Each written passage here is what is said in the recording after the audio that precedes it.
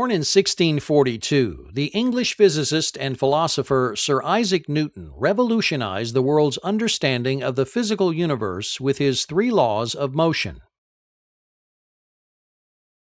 Newton's first law of motion states that all objects continue in a state of rest or uniform speed in a straight line unless acted upon by a non-zero net force. In other words, an object at rest tends to stay at rest, and an object in motion tends to stay in motion, unless acted upon by an outside force.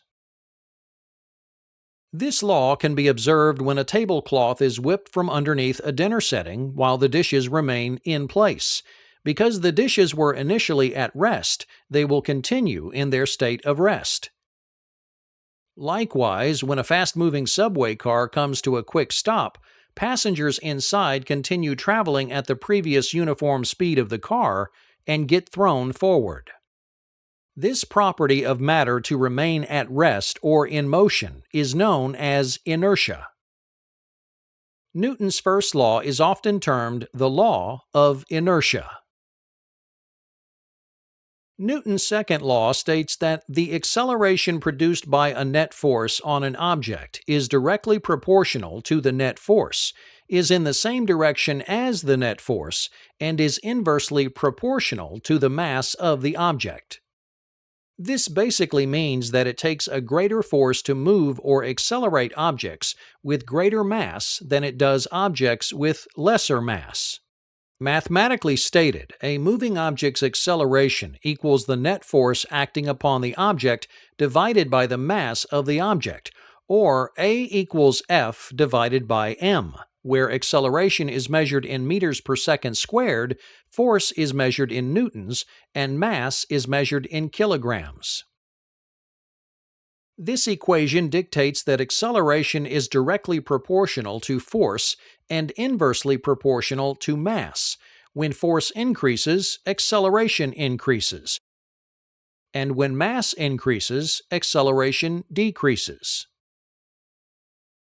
Take, for instance, a scenario where you're pushing a 10-kilogram box along the ground with a force of 20 newtons. The acceleration of the box equals the force you exert, divided by the mass of the box, or 2 meters per second squared. If you push 10 newtons harder, the acceleration of the box will increase in direct proportion and becomes 3 meters per second squared.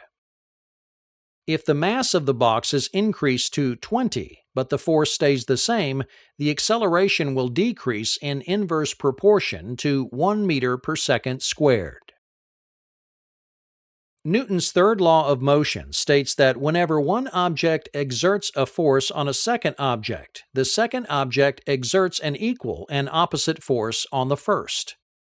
In other words, when one object pushes against another, the force applied by the first object is opposed by the force of the second object that is equal in magnitude but in the opposite direction. For every action, there is an equal and opposite reaction. These equal but opposite action-reaction pairs define force in the physical world. When you exert a force against a wall, the wall pushes back with an equal force but in the opposite direction. When you take a step and push your foot down against the floor exerts a force back up to your foot. Every action of force has an equal but opposite reaction.